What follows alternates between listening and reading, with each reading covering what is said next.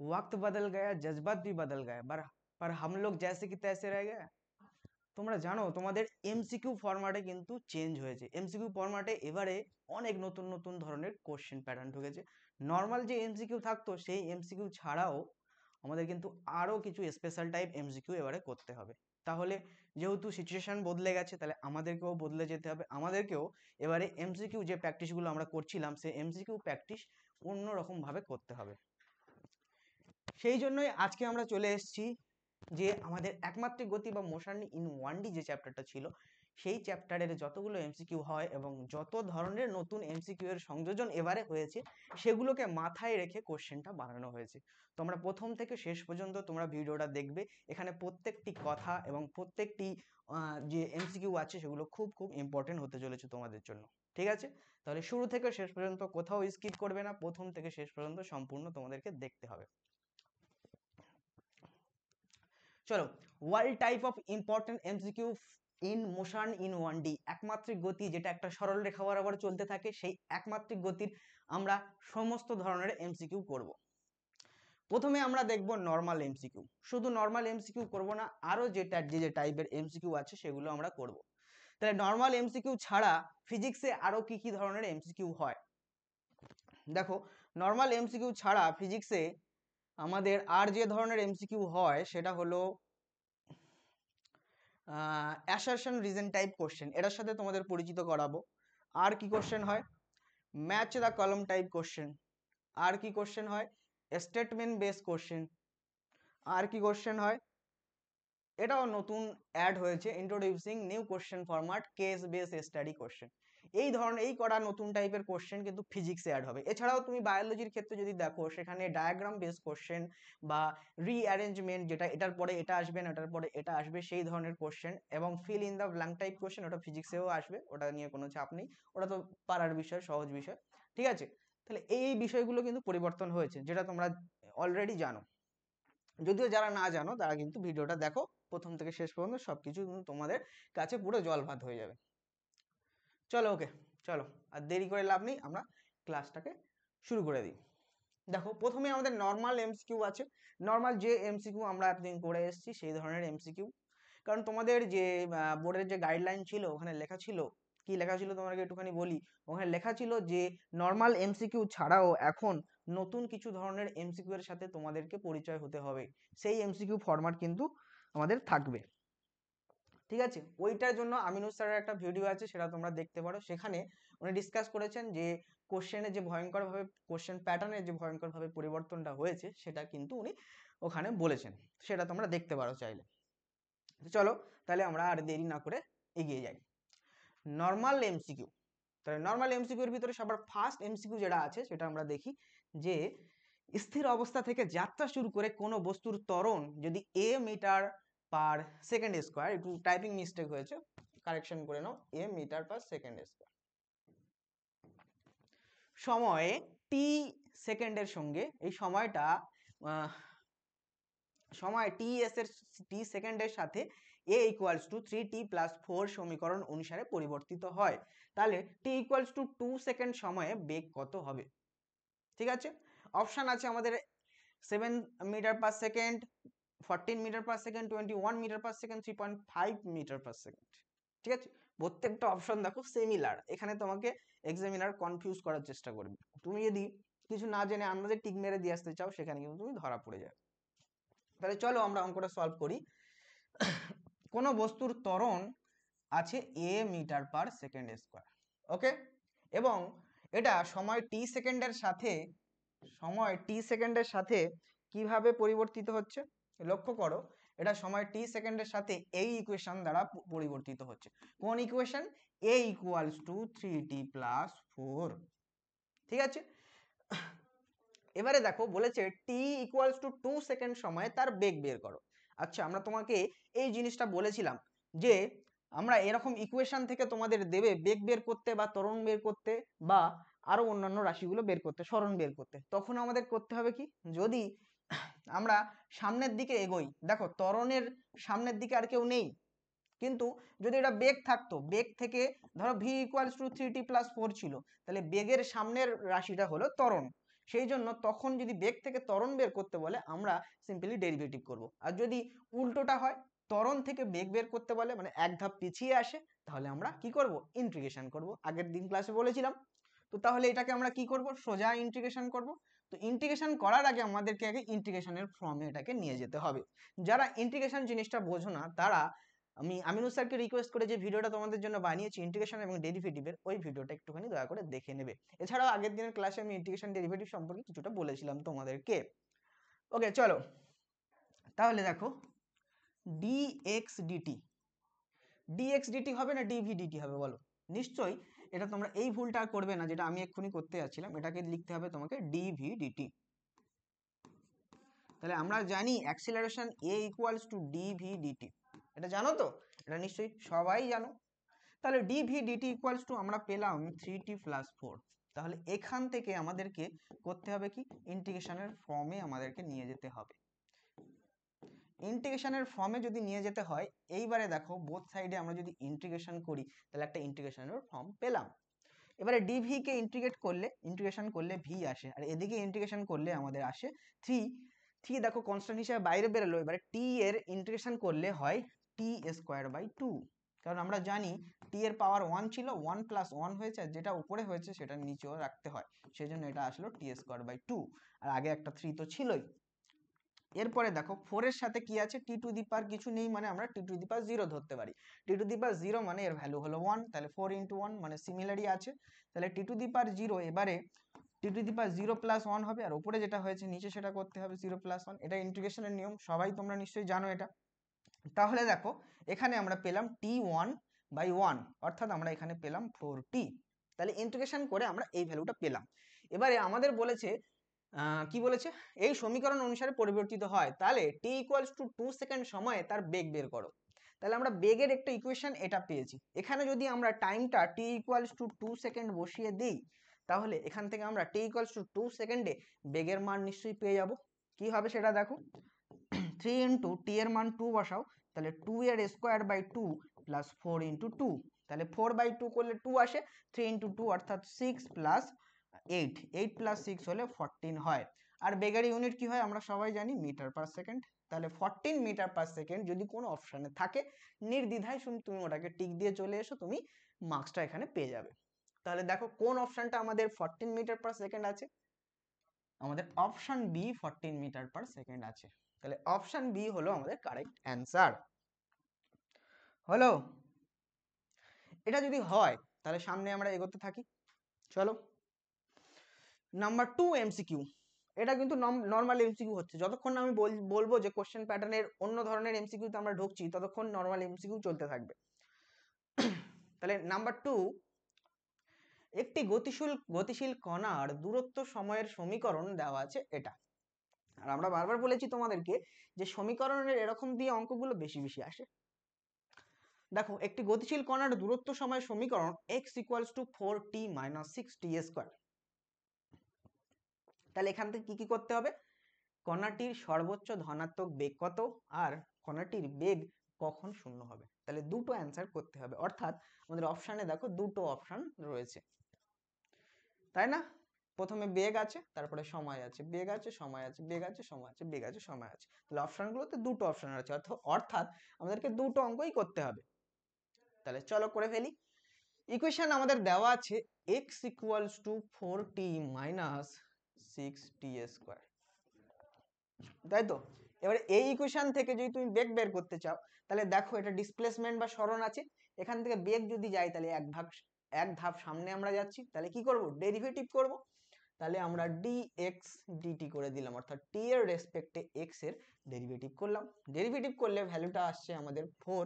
এবারে ডেরিভেটিভের নিয়ম হলো t এর পাওয়ার যেটা থাকবে সেটা এক ভাগ কমে যাবে। t এর পাওয়ার এখানে আছে 1, 1 থেকে 1 বিয়োগ যাবে, এবং এই যে t এর যে পাওয়ার ছিল সেটা সামনে আসবে। তাহলে আমাদের অ্যান্সার হবে 1 into T to the power 0, T to the power 0 এর ভ্যালু হলো 1, তাহলে এখানে আমাদের এলো 4। আর এখানে দেখো 6, টি স্কোয়ারের ডেরিভেটিভ করলে t এর মাথায় ছিল 2, 2 মাইনাস 1, আর এই 2টা সামনে আসবে, অর্থাৎ আমাদের আসলো 2t। তাহলে 6 ইন্টু 2t, তাহলে এখান থেকে আমাদের আসলো 4 মাইনাস 12t।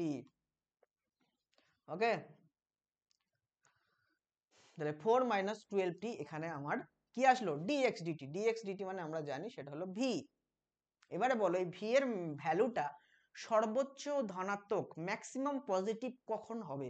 এটা কখন ম্যাক্সিমাম পজিটিভ পসিবল? এটা তখনই ম্যাক্সিমাম পজিটিভ পসিবল। দেখো এখানে দেখো 4 একটা কনস্ট্যান্ট ভ্যালু, 4 একটা কনস্ট্যান্ট ভ্যালু, এই 4 থেকে আমরা 12 ইন্টু টি একটা নির্দিষ্ট ভ্যালু আমরা বিয়োগ করছি। তাহলে যেহেতু একটা ভ্যালু থেকে আরেকটা ভ্যালু বিয়োগ হচ্ছে, নিশ্চয়ই এই মানটা যদি এই পার্টটা 0 হয়ে যায় তারপর এই ভেলোসিটির মানটা ম্যাক্সিমাম হবে, তাছাড়া কি আর পসিবল? নিশ্চয়ই নয়। তাহলে এই পার্টটা যখন 0 হবে তখন দেখো 4 থেকে আর কোনো কিছু মাইনাস যাচ্ছে না, তার মানেই হলো এইটা তখন সর্বোচ্চ ম্যাক্সিমাম পজিটিভ ভ্যালু পাবে। তাহলে ম্যাক্সিমাম পজিটিভ ভ্যালু তখনই পাবে যখন যখন 12t ইকুয়ালস টু 0 হবে। এটা কখন পসিবল? যখন সিম্পলি t ইকুয়ালস টু 0 হবে, তাই তো। এবারে t ইকুয়ালস টু 0 হবে, খুবই ভালো কথা, কিন্তু আমাদের অ্যান্সার কি চেয়েছে? কণাটির সর্বোচ্চ ধনাত্মক বেগ কত হবে। তাহলে নিশ্চয়ই সর্বোচ্চ ধনাত্মক বেগ t ইকুয়ালস টু 0 বসিয়ে দাও, তাহলে এটা 0 হয়ে গেল, থাকলো v ইকুয়ালস টু 4।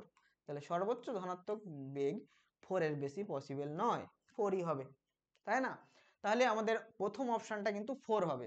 দেখো এটা 12 আছে, এটা 8 আছে, এটা 2 আছে, এটা 4 আছে, তাহলে এখান থেকে অপশানে রাইট হয়ে গেল। আর একটা পার্ট তোমাকে করতেই হলো না, তবু আমরা একটা পার্ট করব কারণ এখানে তোমরা শিখছো। তাহলে কণাটির বেগ কখন শূন্য হবে? আচ্ছা আমি ধরে নিলাম কণাটির বেগ শূন্য, তাহলে এই যে ইকুয়েশন আমরা পেলাম v equals two 4 minus 12t, এখানে আমি বলে দিলাম v এর মান হলো শূন্য। তাহলে v এর মান শূন্য বসিয়ে দিলাম, বসিয়ে দিলে আমরা পাচ্ছি এরকম একটা ইকুয়েশন। তাহলে এখান থেকে আমরা দেখে নেব t এর মান কত হলে বেগ শূন্য হয়। বেগ শূন্য বসিয়ে আমরা দেখে নেব t এর মান কত হলে বেগ শূন্য হয়, অর্থাৎ কত সময়ে বেগ শূন্য হয়। তাহলে 4 divide by 12 equals to t। তাহলে দেখো এখান থেকে আমাদের আসছে 1/3 সেকেন্ড সময়ে বেগটা শূন্য হয়। তাহলে কোন অপশনটা দেখো 1/3 সেকেন্ড আছে? এই তো অপশন এই 1/3 সেকেন্ড, বাকি কোথাও এটাতে একটা অপশন 1/3 সেকেন্ড আছে কিন্তু ফার্স্ট অ্যান্সারটা এটাতে মেলেনি, সেই জন্য অপশন এ হবে আমাদের কারেক্ট অ্যান্সার। ক্লিয়ার তো? বাহ, খুবই ভালো, তোমার ক্লিয়ার হলে আমারও ক্লিয়ার। অপশন 3, এই কোশ্চেন নাম্বার 3। তো কোশ্চেন নাম্বার 3 আমাদের কি বলছে দেখো, একটি গাড়ি সোজা রাস্তা, আচ্ছা তোমরা এই বিষয়টা জানো তো, তোমাদের কোশ্চেন লেভেল 50% ইজি কোশ্চেন হবে আর 30% মডারেট কোশ্চেন হবে আর 20% হার্ড কোশ্চেন হবে। এই প্রসেসটা জানো তো? তাহলে তোমরা দেখবে অধিকাংশ কোশ্চেন ইজি পাবে, 30% মডারেট নর্মাল কোশ্চেন মানে স্ট্যান্ডার্ড কোশ্চেন, আর 20% কোশ্চেন হার্ড কোশ্চেন দেওয়া থাকবে। এখানে লেখা ছিল যে দিস ইজ ফর অ্যাচিভার। এখন তোমরা যদি অ্যাচিভার লেভেলে আস্তে আস্তে পৌঁছে যাও তাহলে 20% হার্ড কোশ্চেনও তুমি অ্যাটেন্ড করতে পারবে। তোমার এক্সাম হচ্ছে 35 মার্কসে, তার ভিতরে 20% মানে কত পার্সেন্ট বলো? তাহলে কত মার্কস হলো? 35 ইন্টু 20/100, 20/100, তাহলে কাটলো, এবার বলো 70 কে মানে 7, তাহলে 7 মার্কস থাকছে, 7টা এমসিকিউ কিন্তু তোমার হার্ড থাকবে। বোঝা গেল? 7টা এমসিকিউ তোমার হার্ড থাকবে। চলো তাহলে অঙ্কটা করি।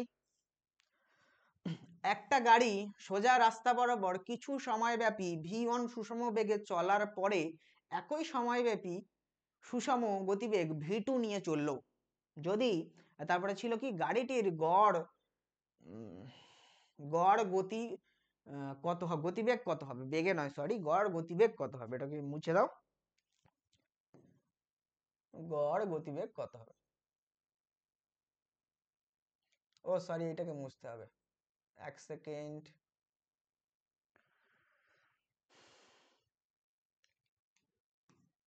ঠিক আছে, তাহলে গাড়িটির গড় গতিবেগ কত হবে? তাহলে কি দিল, একটা গাড়ি সোজা রাস্তা বরাবর কিছু সময় ব্যাপী v1 বেগে চলেছে।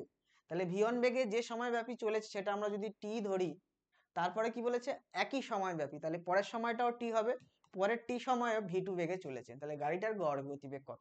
আচ্ছা, গড় গতিবেগ বের করার ফর্মুলা কি জানো তোমরা? আমরা জানি গড় গতিবেগ, ক্লাসেও বলেছি এটা, গড় গতিবেগ ইকুয়ালস টু মোট অতিক্রান্ত দূরত্ব বাই মোট সময়। তাহলে কি বিষয়টা, যদি t1 সময়ে তার অতিক্রান্ত দূরত্ব s1 হয়, t2 সময়ে তার অতিক্রান্ত দূরত্ব s2 হয়, তাহলে তার গড় বেগ কত, s1 plus s2 by t1 plus t2। এইটা হলো আমাদের ফর্মুলা, এটাকে বলে ভি অ্যাভারেজ। এবারে বলো s1 আমরা t1 t2 জানি দুটো সময়ই t আর t, তাহলে আমরা t প্লাস t করে দিতে পারি নিচে। ওপরে আমরা ডিস্টেন্স গুলো জানি না, অতিক্রান্ত দূরত্ব গুলো জানি না। অতিক্রান্ত দূরত্ব বের করার আমরা এই ফর্মুলাটা কি তোমাদের মনে আছে, s ইকুয়ালস টু ভিটি।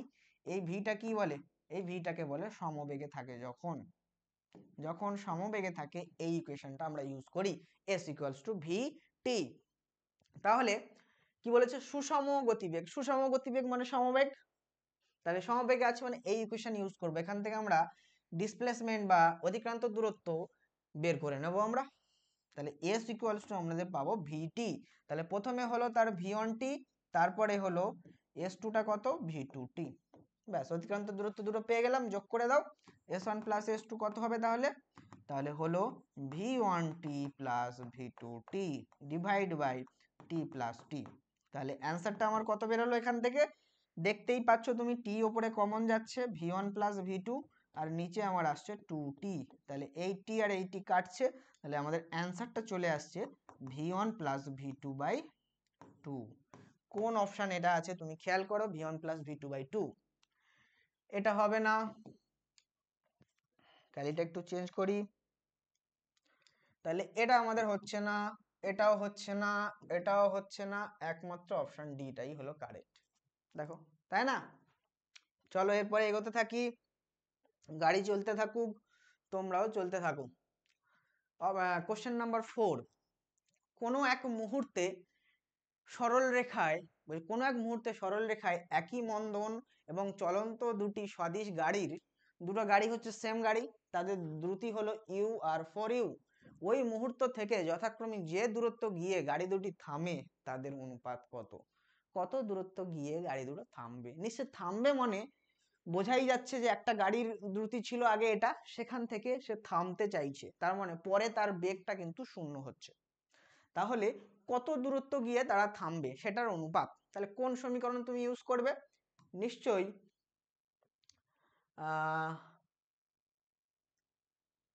কোন সমীকরণ ইউজ করা যায়, এটা ইউজ করবে যেখানে সরণের ইকুয়েশনটা আছে, অর্থাৎ এইটা ইউজ করবে ইউটি মাইনাস, যেহেতু কি হচ্ছে মন্দন হচ্ছে, হাফ, আচ্ছা টাইমটা কি বলেছে, কোনো এক মুহূর্তে একই মন্দন গাড়ি, আচ্ছা এখানে কিন্তু এই ইকুয়েশন ইউজ করলে আমাদের এখানে টাইম থেকে যাচ্ছে, তাহলে এটা আমরা ইকুয়েশন ইউজ করতে পারবো না, কারণ টাইম তো আমাদের বলে দেওয়া নেই। তাহলে এই ইকুয়েশন বাকি থাকে একমাত্র, তাই তো?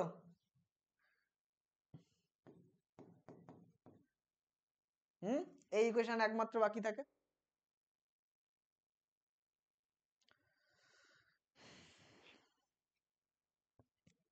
এবারে এটা আমাদের মন্দনের জন্য ইকুয়েশনটা এটা হয়েছে, সিম্পলি বুঝতেই পারছো, নইলে এটা প্লাস হতো। তাহলে দেখো, তাহলে আমরা কি করব, এখানে বসিয়ে দাও ভ্যালুগুলো। ভিটা কি হবে, ফাইনাল ভেলোসিটি 0 হবে, তাহলে 0 স্কয়ার ইকুয়ালস টু ইউ কত, প্রথম গাড়ির ইউ স্কয়ারই হবে 2a, আমরা s1 দিয়ে ধরে নিলাম ডিসটেন্স, তাহলে এখান থেকে s1 এর ভ্যালু দাঁড়াচ্ছে ইউ স্কয়ার বাই 2a।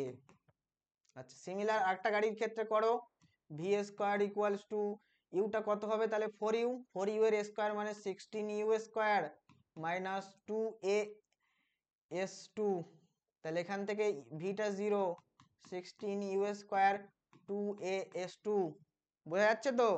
তাহলে s2 আমরা ভ্যালু পাচ্ছি 16u স্কয়ার বাই 2a। এবারে s1 আর s2 এর রেশিও করো, s1 বাই s2 কত দাঁড়ালো, s1 এর ভ্যালু দাঁড়ালো ইউ স্কয়ার 2a, s2 এর ভ্যালু দাঁড়ালো উপরে 2a, নিচে 16u স্কয়ার, 2a 2 এর গল্প শেষ। ইউ স্কোয়ার কেটে গেল, তাহলে 1/16, তাহলে আমাদের রেশিওটা দাঁড়ালো 1:16। আচ্ছা দেখো কোন অপশনটা আমাদের 1:16 আছে, এটা তো নেই, এটা তো নেই, এটা তো নেই, তাহলে আবার অপশন ডি কারেক্ট হলো। এবারে তোমরা পরীক্ষা দিচ্ছ, দিয়ে দিতে ভাবছো এর আগেরটা অপশন ডি হয়েছে, এটা অপশন ডি হয়েছে, ভুল হয়ে গেছে তাহলে হয়তো, কিন্তু না, এক্সামিনার তোমাকে কনফিউজ করার জন্য পরপর তিনটেও অপশন ডি দিয়ে দিতে পারে, ঠিক আছে, এটা নিয়ে কনফিউজ হবে না। এরপরে চলো 5 নম্বর কোশ্চেনে আমরা চলে গেলাম। কি বলেছে, সুষম ত্বরণে গতিশীল কণার টি-তম সেকেন্ডে অতিক্রান্ত দূরত্ব আমার দেওয়া আছে একটা ইকুয়েশন। তাহলে আমরা দেখছি অধিকাংশ প্রবলেম কিন্তু ইকুয়েশন ফর্মে দেওয়া আছে। তাহলে অতিক্রান্ত দূরত্ব আমাদের দেওয়া আছে st = 3 + 2t ইকুয়েশনটা। এবারে কণার প্রাথমিক বেগ নির্ণয় করো। তাহলে এই ইকুয়েশন দেখো আমাদের পড়া এই ইকুয়েশনের সাথে সিমিলার লাগছে না, মনে পড়ছে যে n তম সেকেন্ডে সরণ বা অতিক্রান্ত দূরত্ব হলো u + ½ a 2n - 1, এটার গ্রাফ দিয়ে প্রমাণও আমরা করেছিলাম, এটা খেয়াল পড়ছে।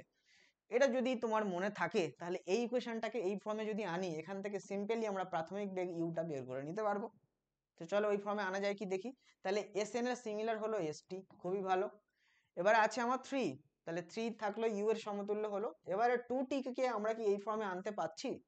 না, 2t কে তো এই ফর্মে আনতে পাচ্ছি না। আমাদেরকে এখানে আসবে, ব্র্যাকেটে আসবে 2t - 1, এখানে আসবে হাফ, আর a এর একটা ভ্যালু থাকবে। তাহলে এটা কিভাবে এটা করা যায়, এখানে আমার আছে 2t, তাহলে এই -1 আনতে গেলে নিশ্চয়ই এখানে একটা +1 যোগ করতে হবে, তাহলে -1টা ঠিক আছে। আর এই হাফ আর এটাকে আমাদের কেটে উড়িয়ে দিতে হবে, তাহলে এর মান যদি আমরা 2 বসিয়ে দিই, তাহলে দেখো 2 2 কেটে উড়ে গেল, তাহলে থাকলো কি, থাকলো 1 + 3 + 2t - 1, তার মানেই হলো এই -1 + 1 কেটে গেল, তাহলে থাকলো 3 + 2t, অর্থাৎ সে আগের ইকুয়েশন আমরা ফিরে পাচ্ছি, অর্থাৎ আমরা ইকুয়েশনটাকে এই ফর্মে লিখতে পাচ্ছি, দিস ইজ ভ্যালিড ফর্ম। এই ফর্মে আমরা ইকুয়েশনটাকে আরামেই লিখতে পাচ্ছি। যদি এই ফর্মে ইকুয়েশনটাকে আমরা আরামেই লিখতে পারি, তাহলে স্বাভাবিকভাবেই আমরা দেখছি যে এই ভ্যালুটা আসছে 3 + 1, অর্থাৎ আমরা এবারে ইকুয়েশনটাকে এরকম ভাবে লিখে দিলাম 3 + 1 মানে 4, তারপরে আমরা প্লাস লিখলাম, হাফ লিখলাম, ইন্টু 2 লিখলাম, তারপর লিখলাম 2t - 1।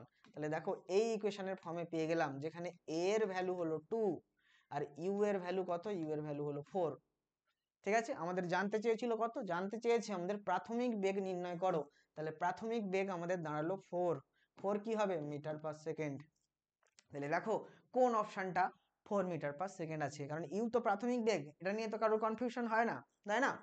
তাহলে আমাদের অপশন এটা তো ভুল 2 মিটার, অপশন বিটা কিন্তু রাইট 4 মিটার/সেকেন্ড। আর এগুলো তোমাকে দেখতেই হচ্ছে না, এটা যদি তোমার কনফিডেন্স থাকে। তারপরে এরপরে চলো এগিয়ে যাই 6 নম্বর অঙ্ক। 6 নম্বর প্রবলেমে আমরা চলে আসলাম।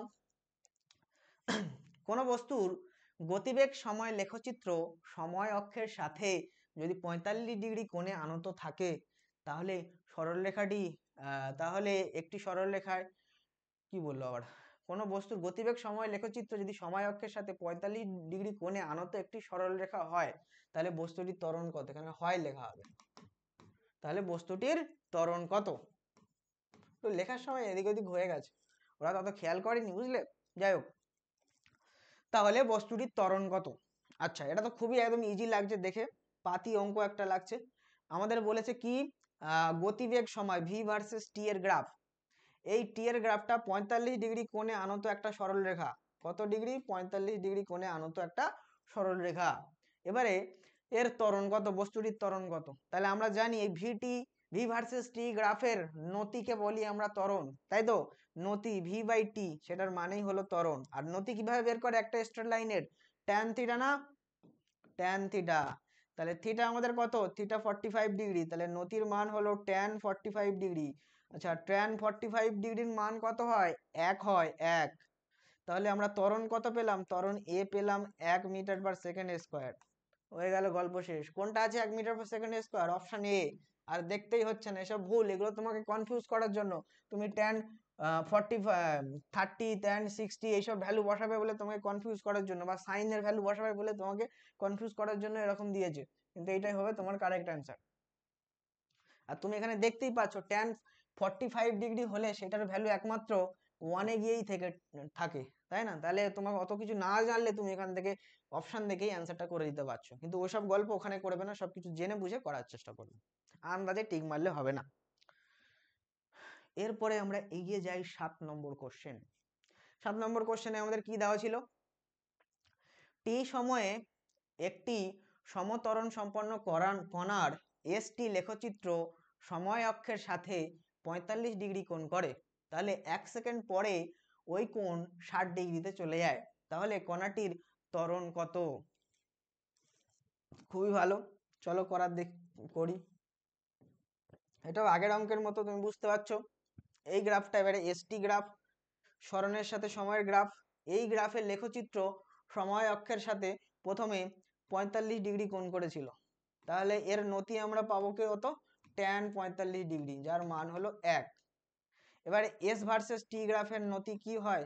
বেগ হয় না, ভেলোসিটি হয়। তো তাহলে প্রথম বেগ আমরা পেলাম 1 মিটার পার সেকেন্ড স্কয়ার, হলো। তারপরে এই নতিটা হয়ে গেল 60 ডিগ্রি, তাহলে তখন নতি কত হবে? tan 60 ডিগ্রি, tan 60 ডিগ্রির ভ্যালু হলো √3, তাই তো? তাহলে এখন বেগ হয়ে গেল, এটাকে তাহলে ইউ লেখো, এখন বেগ ভি হয়ে গেল √3 মিটার পার সেকেন্ড। তাহলে আমাদের কি চেয়েছে? 1 সেকেন্ড পরে কণাটির ত্বরণ কত?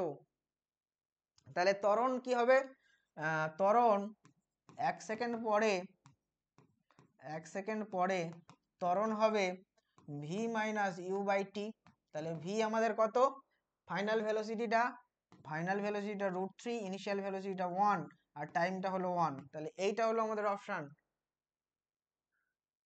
ফাইনাল ভেলোসিটি 1 ছিল তো, 1। তাহলে কোন অপশনটা আমাদের কারেক্ট হবে? দেখাই যাচ্ছে এই অপশনটা, অপশন বি আমাদের কারেক্ট হবে। ঠিক আছে,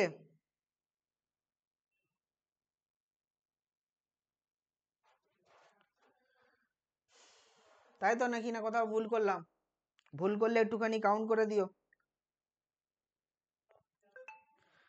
চলো তারপরে এগোই।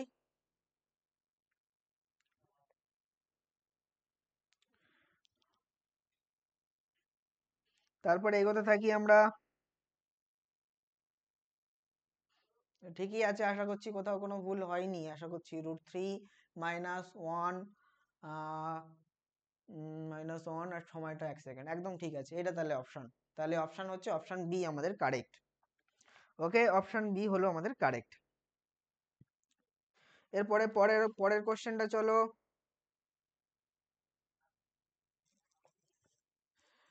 কি ছিল? একটা বেলুন স্থির অবস্থায় ভূমি থেকে g/8 ত্বরণ নিয়ে উপরের দিকে উঠছে। বেলুনের উচ্চতা যখন h, তখন বেলুন থেকে একটা পাথর ফেলে দেওয়া হলো। পাথরটি কত সময় পরে ভূমিতে পৌঁছাবে? খুবই ভালো। চলো তাহলে কি, একটা বেলুন স্থির অবস্থা থেকে ভূমি থেকে g/8 ত্বরণ নিয়ে উপরের দিকে উঠছে।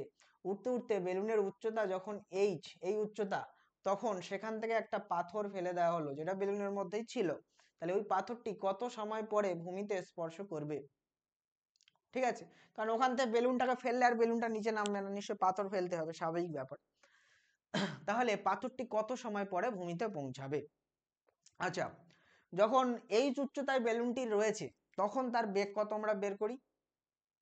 তাহলে এই উচ্চতায় বেলুনটি থাকলে তার বেগ কত হবে? কোন ইকুয়েশন থেকে তুমি এটা বের করতে পারবে বলো?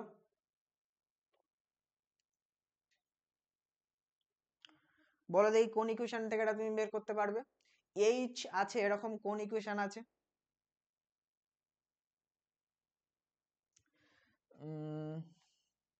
তাহলে দেখো, এইচ ইকুয়ালস টু, এই ইকুয়েশনটা আমাদের জানা আছে,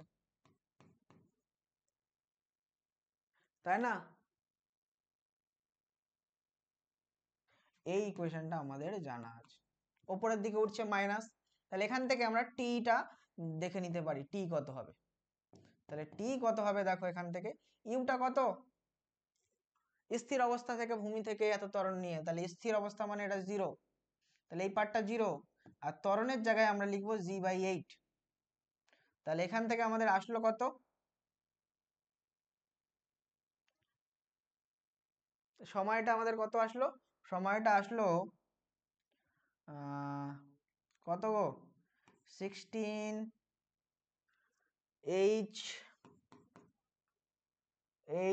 h/g এর রুট 16 মানে হচ্ছে 4 √h/g, তাই তো? এবার এটা এর আগে একটা মাইনাস চিহ্ন, এটা এলো আমাদের টাইমটা, তাই তো? তাহলে টাইমটা আমাদের এটা এলো,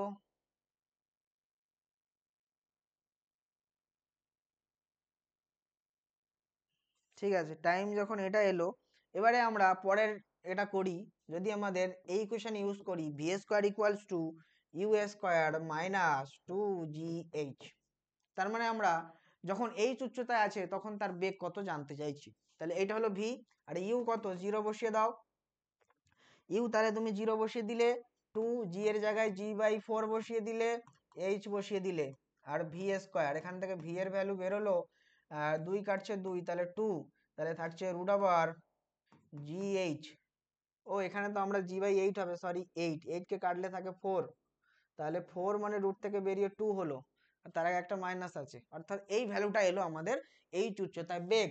এই উচ্চতায় যখন বেগ এটা এলো, তখন স্বাভাবিকভাবেই তোমাকে আর কি বের করতে হবে এই উচ্চতা থেকে, তাহলে পাথরটাকে ফেলা হয়েছে, আর পাথরটা নিশ্চয়ই এই উচ্চতার এই বেগটা পাবে, তাহলে পাথরটার প্রাথমিক বেগ হবে এটা। যদি পাথরটার প্রাথমিক বেগ এটা হয়, তাহলে পাথরটা কত সময় পর ভূমিতে স্পর্শ করবে সেটা আমরা দেখি। তাহলে তখন আমরা করব h equals to minus half √gh, এইটা হলো তখন বেগ, তার সাথে টি গুণ আছে, অর্থাৎ এই ইকুয়েশন আমরা করছি ut plus half gt square, কত সময় পর টাইম বের করার জন্য। তাহলে তারপরে তুমি প্লাস দাও হাফ g/8। এবারে বলো তুমি g/8 দেবে না জি দেবে, কারণ নিচে নামছে অবাধে পতনশীল, তার মানে জি দেবে, তাহলে g/8 এখানে কিন্তু দিলে ভুল হয়ে যাবে। এবার এখান থেকে টি এর মান বের করবে। আচ্ছা, এই ইকুয়েশন থেকে কি টি এর মান সহজে বের করা পসিবল? এটা কি বলো? এই ইকুয়েশন থেকে সহজে বের করা পসিবল হবে না, তাহলে এটার জন্য আমাদের সেই ধরাচর্যের সাহায্য নিতে হবে। তাহলে আমরা হাফ দিয়ে বোথ সাইডে গুণ করে দিই, তাহলে এখানে এলো আমাদের জি টি স্কোয়ার প্লাস, তাই তো, জি টি স্কোয়ার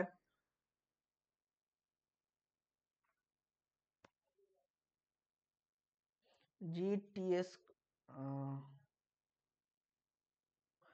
টি square minus, sorry, minus half, হাফটা তো এবার কেটে যাচ্ছে, তাহলে শুধু জিএইচ থাকছে, তাহলে থাকছে শুধু, মানে হাফ দিয়ে বোথ সাইডে গুণ করলাম, শুধু জিএইচটি হলো, আর এই দিকের এইচটা এবার এপারে নিয়ে চলে আসছি, তাহলে হলো -2h ইকুয়ালস টু 0। দেখো তাহলে এটা এই ফর্মে এলো তো আমাদের x square plus b x plus c, এখান থেকে সি ধরাচর্যের উপপাদ্য আমরা ইউজ করব। তাহলে ইউজ করে আমি টি এর ভ্যালু বের করব, কত হবে? টি হবে -b plus minus √b² minus 4ac/2a, তাই তো? বসিয়ে দাও। তাহলে -b আমরা কত বসাবো? -b মানে -√gh, তাহলে মাইনাসে মাইনাসে প্লাস হয়ে গেল √gh, ঠিক আছে? তারপরে প্লাস মাইনাস √b² মানে এটার স্কোয়ার করলে থাকছে gh প্লাস, আর কি থাকছে 4ac, 4 ইন্টু এ কত? এ হলো জি, আর সি কত? সি সি হলো -2, এখানে তো একটা মাইনাস থাকতো, এখানে একটা মাইনাস থাকতো, 4ac, 4 হলো 4 বসালাম, এ হলো জি, আর সি হলো -2h, তাহলে এই মাইনাসে মাইনাসে প্লাস হয়ে গেল, ঠিক আছে? তাহলে এটা আবার প্লাস হয়ে গেল। ওহ, পেনটা এত ঝামেলা করে। 4g2h, এটা মাইনাসে মাইনাসে প্লাস হয়ে গেল, নিচে হলো 2a, তাহলে 2 ইন্টু এ কত? স্বাভাবিকভাবে এর মান কত হবে? এর মান জি, তাহলে বসিয়ে দাও টি জি, তাহলে এইটা এলো আমাদের অ্যান্সার। এবারে দেখো, এখানে দেখো 4 দুগুণে 8, 8gh প্লাস gh, তাহলে 9gh হলো। 9gh মানে রুট থেকে বেরিয়ে গিয়ে 3 হবে, তাহলে এটা আমাদের দাঁড়ালো equals to root over gh plus minus, এখান থেকে আমাদের 3 বেরিয়ে গেল আর রুট gh তো থেকেই গেল, তাই না? আর নিচে আসলো আমাদের 2g, তাহলে এবার আমরা প্লাস ভ্যালুটা নেবো না মাইনাসটা নেবো? স্বাভাবিকভাবে প্লাসটা নেব। তাহলে প্লাস যদি নিই হলো 4 রুট gh বাই 2g, তাহলে 4 2 দিয়ে 4 কাটলে 2 থাকে, অর্থাৎ এলো 2gh বাই g। এবারে এইটাকে আমরা এই অপশনের সাথে মিল পাচ্ছি না, তাহলে এটাকে এই জিটাকে ভিতরে ঢোকাও। জিটাকে যদি আমরা ভিতরে ঢোকাতে চাই তাহলে এখান থেকে এইখানটা করে দিই। হ্যাঁ, তাহলে দেখো 2 আছে ওপরে, এবারে জিটাকে ভিতরে ঢোকাবো, জিএইচ ওপরে আছে, নিচের জিটাকে ভেতরে ঢোকালে জি স্কোয়ার হিসেবে ঢুকবে, তাহলে ওপরের জি কাটবে আর স্কোয়ারে 2 কাটবে, তাহলে আমাদের দাঁড়ালো কত? 2 root over of H by G. তাহলে এরকম একটা অপশন কি কোথাও আছে?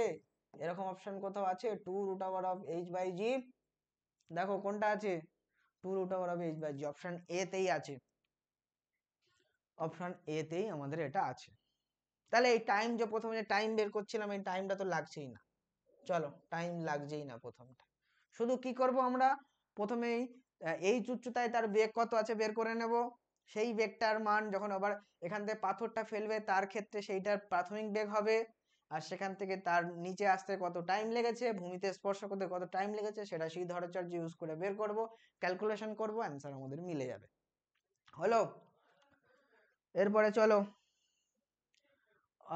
9 নম্বর কোশ্চেন কি আছে? 20 মিটার উচ্চতা থেকে একটি কণাকে ছাড়া হলো, কতক্ষণ পর এবং কত বেগে কণাটি মাটিতে আঘাত করবে? তাহলে কত উচ্চতা থেকে ছাড়া হলো? 20 মিটার উচ্চতা থেকে কণাটাকে ছাড়া হলো, কতক্ষণ পর এবং কত বেগে। দুটো জিনিস জানতে চেয়েছে, টাইম একটা, আর একটা হলো কত বেগে মাটিতে স্পর্শ করবে। তাহলে 20 মিটার উচ্চতায়, ধরো 20 মিটার উচ্চতা এখান থেকে একটা বস্তুকে ছাড়া হলো, কত সময়ে এবং কতক্ষণে এবং আর কি কত বেগে ভূমিতে স্পর্শ করবে। তাহলে এখান থেকে যখন ছাড়া হচ্ছে তার প্রাথমিক বেগ ইউ ইকুয়ালস টু 0। হ্যাঁ, তাহলে তার পরের বেগ কত হবে? প্রথমে বলে টাইম বের করতে বলেছে, তাই তো? প্রথমে তাহলে টাইম বের করো। টাইমের equation H equals to UT, নিচে পড়ছে হাফ জিটি স্কোয়ার, তাই তো? এইচ কত? 20 মিটার, ইউটা তো 0, এই পার্টটা 0 হয়ে গেল, হাফ জি টি স্কোয়ার, তাহলে এখান থেকে টি এর ভ্যালু কত বেরোবে? 2 ইন্টু 20 বাই জি এর রুট ওভার। তাহলে জি এর ভ্যালু কত নিতে হবে? জি এর ভ্যালু 10 নিই হিসেবে সুবিধার জন্য, তাহলে 2 into 20 root over of 2 into 20 by 10, তাহলে 10 কাটছে 20 কাটছে 2 আসলো, তাহলে অ্যান্সার আমার হলো 2। তাহলে 2 সেকেন্ড আমার টি এর মান হলো। টি এর মান 2 সেকেন্ড, দেখো এই অপশানে আছে এই অপশানে আছে, তাহলে এই দুটোর ভিতরে যে কোনো একটা অ্যান্সার হবে, এ আর বি এর ভিতর থেকে। এবার পরের পার্টটা আমরা করি, কত বেগে মাটিতে আঘাত করবে। তাহলে কোন ইকুয়েশন ইউজ করবে? এটা V square equals to U square,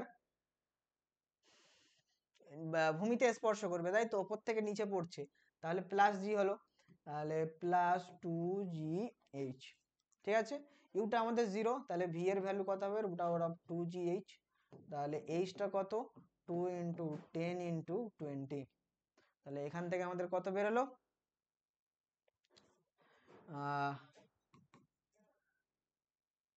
তাহলে কত হলো?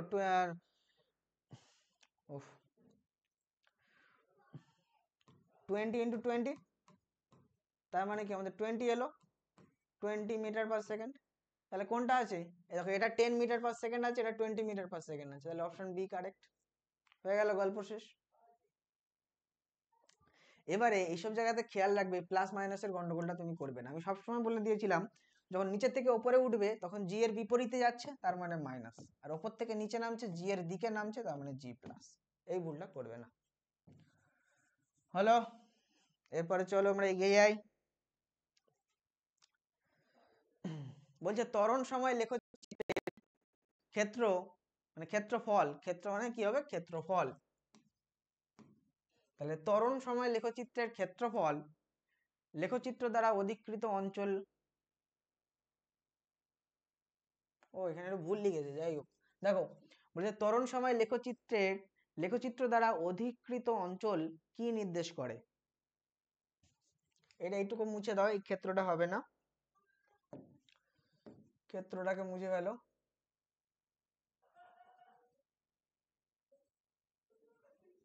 তাহলে কি বললো আমাদের, ত্বরণ সময় লেখচিত্রের লেখচিত্রের লেখচিত্র দ্বারা অধিকৃত অঞ্চল কি নির্দেশ করে? যেটা নির্দেশ করে সেটা কি হবে, অতিক্রান্ত দূরত্ব, প্রযুক্ত বল, ত্বরণের পরিবর্তন না গতিবেগের পরিবর্তন? এটা দেখো কি হবে, এটা হলো এদিকে আমাদের ত্বরণ, এইদিকে হলো আমাদের সময়। তাহলে এটা একটা ধরো ত্বরণ সময় গ্রাফ, ত্বরণ সময় গ্রাফের ক্ষেত্রফলটা কি নির্দেশ করবে? তাহলে সেটা হবে a into T. a into T মানে কি হয়, আমরা জানি a হলো v minus U by T, তার সাথে টি গুণ করো, টি টি কেটে গেল, অর্থাৎ v মাইনাস ইউ থাকলো। v মাইনাস ইউ মানে কি, গতিবেগের পরিবর্তন না? তাহলে অপশন ডি কারেক্ট হলো তো। চলো 11 নম্বর কোশ্চেন, একটি কণার সরণ এক্স সরল রেখা বরাবর, এটা বানানটা ভুল হয়েছে, এটা সরল রেখা হবে।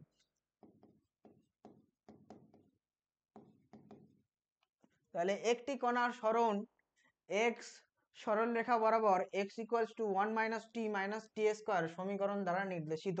তাহলে গতির সঠিক লেখচিত্রটি কোনটা হবে? তাহলে ইকুয়েশন আমার দেওয়া আছে x equals to 1 minus T minus T square, এখান থেকে ডেরিভেটিভ করলে আমরা কি পাবো, ডিএক্স ডিটি পাবো। তাহলে আমাদের হবে 1 মাইনাস টি এর ডেরিভেটিভ মানে 1, তাই তো? আর টি স্কোয়ার এর ডেরিভেটিভ মানে 2t। তাহলে ডিএক্স ডিটির ভ্যালু আসলো আমাদের 1 থেকে 1 বিয়োগ মানে 0, আর থাকলো মাইনাস 2t। তাহলে দেখো ভেলোসিটিটা এলো আমাদের মাইনাস 2t, ভেলোসিটিকে আবার ডেরিভেটিভ করো, ডিভি ডিটি করো, কত আসবে, মাইনাস 2t কে ডেরিভেটিভ করলে আসবে মাইনাস 2, অর্থাৎ অ্যাক্সিলারেশন এলো আমাদের মাইনাস 2। তাহলে দেখো আমাদের ভেলোসিটি এবং অ্যাক্সিলারেশন, ত্বরণ এবং বেগ দুটোই ঋণাত্মক এসছে। তা কখন ঋণাত্মক হবে, এটা কি ঋণাত্মক হবে, এখানে ধনাত্মক যাচ্ছে আবার এই আসছে, এটা তো ঋণাত্মক হবে না। এটা কি ঋণাত্মক হবে, হ্যাঁ এটা দেখো নিচের দিকে নামছে, ঋণাত্মক হচ্ছে। এটা তো ঋণাত্মক হচ্ছে না। এইটা দেখো এখান থেকে কিছুটা ধনাত্মক, আবার এইটুকু ঋণাত্মক, তাহলে এটাও হবে না। তাহলে একমাত্র এটাই সবসময় নিচে নামছে, এটাই ঋণাত্মক। তাহলে অপশন বি কারেক্ট। বোঝা গেল তো? চলো তাহলে নর্মাল এমসিকিউ কিন্তু আমরা কমপ্লিট করে দিলাম। নর্মাল এমসিকিউ যখন কমপ্লিট করে দিলাম, এবারে আমাদের থাকছে আরো কিছু নতুন টাইপের কোশ্চেন, যেটা নতুন ভাবে সংযোজন হয়েছে, সেইগুলো আমরা আলোচনা করব। তাই নর্মাল এমসিকিউ 11টা আমরা করে ফেললাম, এবারে আমরা নতুন নতুন কোশ্চেন প্যাটার্ন গুলোকে দেখবো এবং সেইখান থেকে কোশ্চেন গুলো দেখবো এই মোশন ইন 1D চ্যাপ্টারের উপরে। তাহলে চলো আমরা আজকে ইন্ট্রোডিউস করাই তোমাদেরকে, introducing you new question format, যেটাকে বলা হয় assertion and reason type question. What is assertion and reason type question, এটার একটা ডিরেকশন তোমাদের দিয়ে দিচ্ছি, এরপর থেকে এই জিনিসটাতে এই অপশনগুলোকে কখনোই ভুল করে আসবে না। তাহলে ডিরেকশনটা দেখো, এই প্রশ্নগুলিতে দুটি স্টেটমেন্ট থাকবে, একটাকে অ্যাসারশন বা বিবৃতি বলা হয় বাংলাতে, আর একটাকে বলা হয় রিজন বা কারণ বা যুক্তি। রিজনকে বলা হয় কারণ বা যুক্তি, এটা তুমি জানোই। যখন প্রশ্নগুলোর উত্তর করবে তখন নিচের অপশনগুলি থেকে একটি চুজ করতে হবে। তাহলে অপশনগুলো কি কি দেখি। Option A, if both assertion and reason are correct, যদি অ্যাসারশনটা এবং রিজনটা দুটোই স্টেটমেন্ট কারেক্ট হয়, হলো, and reason is the correct explanation of assertion, ওই উক্তিটা বা অ্যাসারশনটার কারেক্ট এক্সপ্লানেশন হলো রিজনটা, তখন অপশন এ তোমাকে চুজ করতে হবে, তখন অপশন এ চুজ করতে হবে। তারপরের অপশনটা কি আছে দেখি, if both assertion and reason are the correct, যদি বোথ অ্যাসারশন আর রিজনটাই correct but reason is not the correct explanation of the assertion, অ্যাসারশনটার কারেক্ট এক্সপ্লানেশন কিন্তু রিজন নয়, ঠিক আছে? তাহলে তখন কিন্তু অপশন বি, তাহলে প্রথম অপশনটা কি ছিল, অ্যাসারশনটাও ঠিক রিজনটাও ঠিক এবং অ্যাসারশনের কারেক্ট এক্সপ্লানেশন হলো রিজনটা। পরের অপশনটা কি, অ্যাসারশন ঠিক রিজনও ঠিক কিন্তু অ্যাসারশনের কারেক্ট এক্সপ্লানেশন রিজনটা নয়। অ্যাসারশনকে শর্টে আমরা এ হিসাবে লিখতে পারি আর রিজনকে আমরা আর হিসাবে লিখতে পারি, ঠিক আছে। তারপরে দেখো ইফ অ্যাসারশন 3 নম্বর অপশন মানে অপশন সি হলো ইফ অ্যাসারশন ইজ কারেক্ট, অ্যাসারশনটা কারেক্ট বাট রিজনটা ইনকারেক্ট, তাহলে অপশন সি তোমাকে চুজ করতে হবে। তারপরে অপশন দেখো if assertion is incorrect but reason is correct, অ্যাসারশনটাই ভুল কিন্তু রিজনটা কারেক্ট। তার আগের অপশন সিটা ছিল অ্যাসারশন কারেক্ট রিজনটা ভুল। এই চারটে অপশন তোমাকে চুজ করতে হবে। এই চারটে অপশনের প্রতি খেয়াল রেখে তোমাকে কোশ্চেন, এই অ্যাসারশন রিজন পরপর কোশ্চেন আছে সেটা তোমরা দেখবে, অ্যাসারশন রিজন দেওয়া থাকবে, তোমাকে চারটে অপশনের প্রতি খেয়াল রেখে কোন অপশনটা সঠিক সেটাকে চুজ করতে হবে। এবারে অ্যাসারশন রিজন যদি অনেকগুলো দেয় কোশ্চেনে, তাহলে একটাই ডিরেকশন প্রথমে দিয়ে দেওয়া হবে, তারপরে কিন্তু কোশ্চেনগুলো দেবে, কোশ্চেনে জাস্ট চারটে অপশন রেখে দেবে। এই ধরো কোশ্চেন দিল, কোশ্চেনের চারটে option A B C D থাকলো, এর ভিতর তোমাকে গোল করতে হবে। তোমাকে জানতেই হবে এ মানে এই অ্যাসারশন রিজন দুটোই ঠিক এবং অ্যাসারশন রিজনের এক্সপ্লানেশন, বি মানে হলো অ্যাসারশন রিজন দুটো ঠিক কিন্তু অ্যাসারশনের প্রকৃত এক্সপ্লানেশন রিজন নয়, সি মানে হলো অ্যাসারশন ঠিক রিজনটা ভুল, আর ডি মানে হলো অ্যাসারশন ভুল রিজনটা কারেক্ট। এই কটা জিনিস তোমার মুখস্থ রাখতে হবে, ওকে। চলো তাহলে প্রথম কোশ্চেনটা, যখন তোমরা নতুন অ্যাসারশন রিজন টাইপের সাথে তোমাদের পরিচয় করালাম, তাহলে এক্সাম্পল দিয়ে দেখা যাক যে এই মোশন ইন অনলি থেকে যদি অ্যাসারশন রিজন দেওয়া হয় তোমরা পাচ্ছ কিনা। প্রথম অ্যাসারশনটা কি দিয়েছে দেখো, 1 নম্বরে একটা অ্যাসারশন দেওয়া আছে, আর এখানে একটা এএসএ হয়ে গেছে, এটা ভুল হয়েছে, এখানে একটু মুছে দিই, এএসএ একটা এক্সট্রা লেখা হয়ে গেছে, কারণ এই পেপারটা তোমাদের কাছে যাবে তাই না। চলো দেখো অ্যাসারশন একটা দেওয়া আছে, সরল রেখা বরাবর চলা যদি কোনো কণার ত্বরণ a proportional to T to the power n হয়, তাহলে তার সরণ s proportional two T to the power n plus 2 হবে। এটা সঠিক কিনা আমরা প্রথমে যাচাই করব। তার রিজন দেওয়া আছে, যদি এটি লেখচিত্র সরল রেখা হয় তাহলে এসটি লেখচিত্র অধিবৃত্ত হতে পারে, অধিবৃত্ত, ঠিক আছে।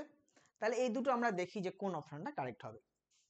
চলো, সরলরেখা বরাবর যদি কোনো কণার ত্বরণ a proportional to T to the power n, তাহলে তার সরণ কার সাথে প্রপোর্শনাল টু হবে। আচ্ছা, ত্বরণ থেকে সরণে আসা মানে দু ধাপ পিছিয়ে আসা, তাহলে আমাকে দুবার ইন্টিগ্রেশন করতে হবে, সামনে গেলে ডেরিভেটিভ, পিছনে আসলে ইন্টিগ্রেশন, তাহলে দুবার ইন্টিগ্রেশন করতে হবে।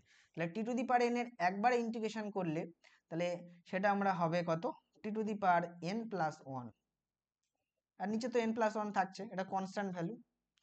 তারপরে দেখো তাহলে তখন একে একবার ইন্টিগ্রেশন করলে পাবো কি, ভেলোসিটি পাবো। এবারে দেখো ভেলোসিটি প্রপোর্শনাল টু হয়ে গেল T to the power n plus 1, কারণ এটা কনস্ট্যান্ট ভ্যালু, প্রপোর্শনালের সময় ইউজ করব না। এবার এটাকে আবার ইন্টিগ্রেশন করব, তাহলে একে ইন্টিগ্রেশন করলে আমরা কি পাবো, ইন্টিগ্রেশন করলে আমরা পাবো s পাবো, ডিসপ্লেসমেন্ট পাবো, আর এখানে পাবো T to the power n plus 1 plus 1, আর নিচে তো এটা থাকছে। তখন s প্রপোর্শনাল টু হবে T to the power n plus 2, 1 plus 1 মানে 2। তাহলে দেখো নিশ্চয়ই এটা ঠিক আছে, সরলরেখা বরাবর চলা কোনো কণার ত্বরণ a two the power a proportional to T to the power n হলে তার সরণও s proportional two T to the power n plus 2 হবে। দেখো আমরা সেটা পেয়েছি, তাহলে অ্যাসারশনটা কিন্তু কারেক্ট। পরেরটা পড়ি, যদি a আর t লেখচিত্র সরলরেখা হয়, তাহলে দেখো এই হলো আমাদের a এর সাথে t এর লেখচিত্র, এটা যদি সরলরেখা হয় তাহলে এসটি লেখচিত্র অধিবৃত্ত হতে পারে। তাহলে দেখো এস আর টি লেখচিত্র একটা প্যারাবোলা হতে পারে, অধিবৃত্ত হতে পারে। অর্থাৎ দেখো টাইম বাড়ার সাথে সাথে কিন্তু সরণটা কি হচ্ছে, বাড়ছে, তাই না। এবার এটা সমান হারে বাড়ছে না, সমান হারে বাড়লে এই গ্রাফটা এরকম সমান হারে যদি বাড়তো তাহলে কি গ্রাফটা এরকম হতো। আর এখানে আমাদের বলেছে এটি লেখচিত্রটা সরল রেখা, এটা আমাদের বলেনি এখান থেকে সরল রেখা, এই সরল রেখাটা এখান থেকে হতে পারে, এখান থেকে হতে পারে, এখান থেকে হতে পারে, যে কোনো জায়গা থেকে হতে পারে।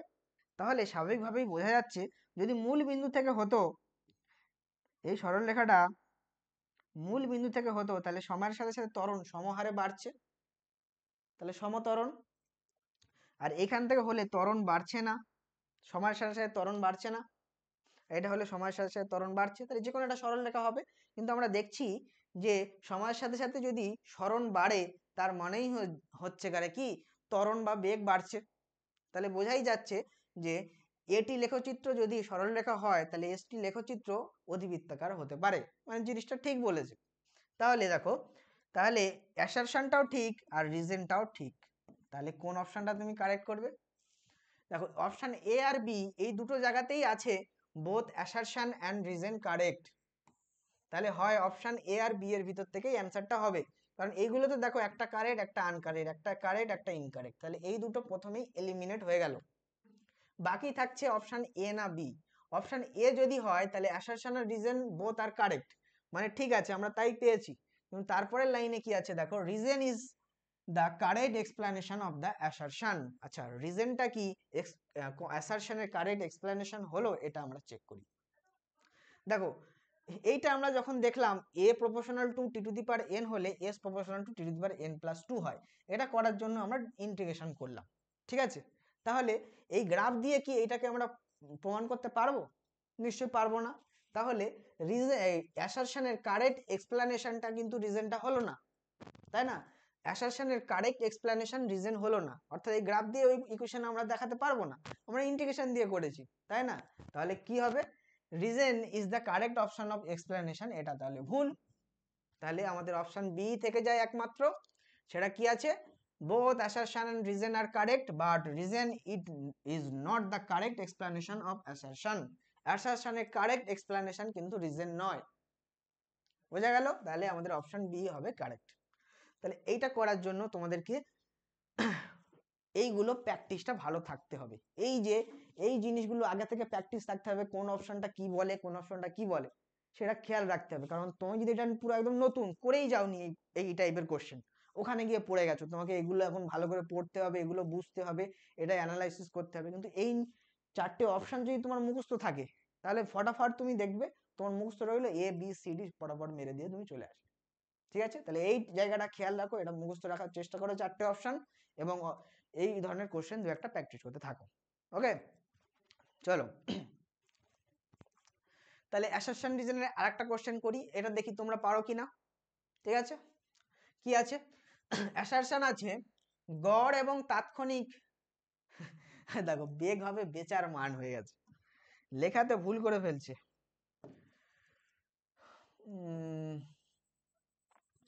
তাৎক্ষণিক বেগের মান,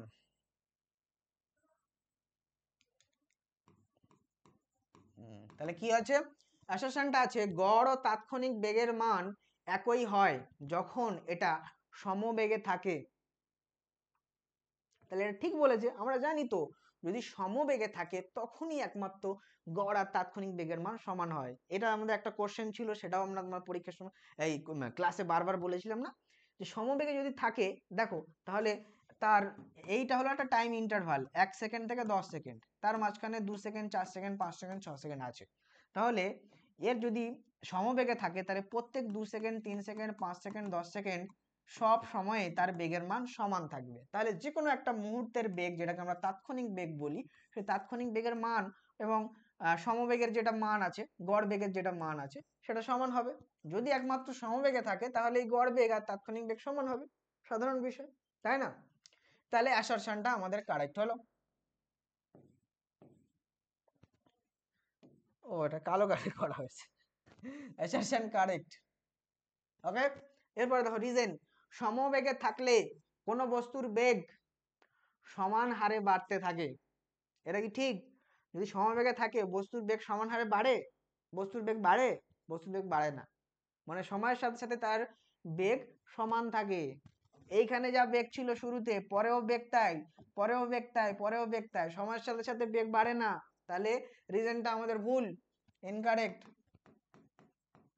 তাহলে কোন অপশনটা ঠিক হবে বলো, অ্যাসারশন ঠিক রিজন ইনকারেক্ট। দেখো অপশন মিলিয়ে নাও, তাহলে প্রথম দুটো অপশন তো হবে না, কারণ প্রথম দুটো অপশন রিজন আর অ্যাসারশন বোথ আর কারেক্ট। তাহলে প্রথম দুটো হবে না, তাহলে দ্বিতীয় এবং তৃতীয়র ভিতর থেকে হবে, তৃতীয় আর চতুর্থ সি আর ডি এর ভিতর থেকে অপশনটা হবে।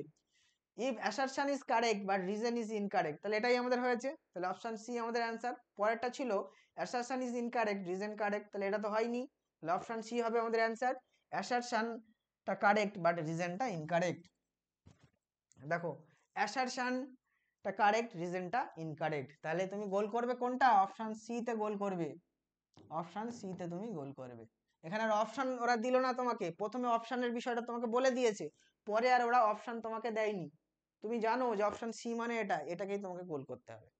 বুঝলে নিয়মটা? ব্যাস, চলো এগিয়ে যাই। তাহলে assertion reason type question clear হলো এবং কোশ্চেনও আমরা করে ফেললাম।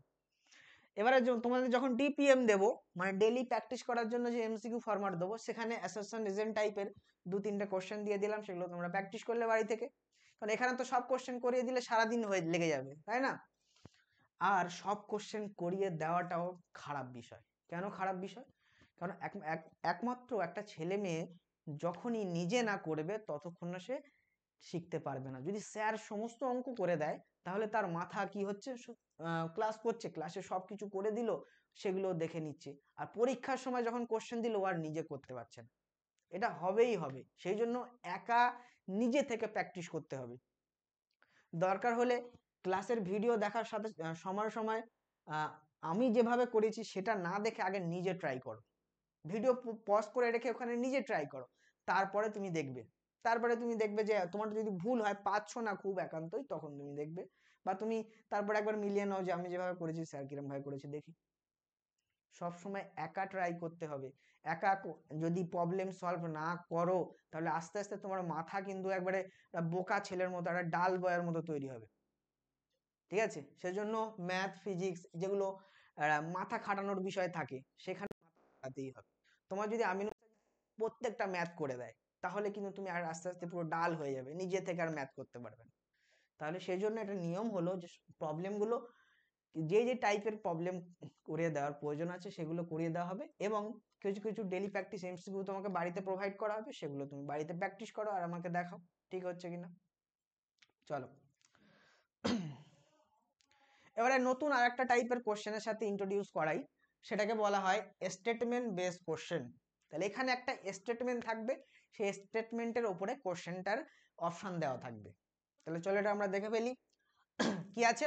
একটা বস্তু কণা এক্স অক্ষ বরাবর গতিশীল, সেটা একটু অক্ষ হবে, চেঞ্জ করে নাও।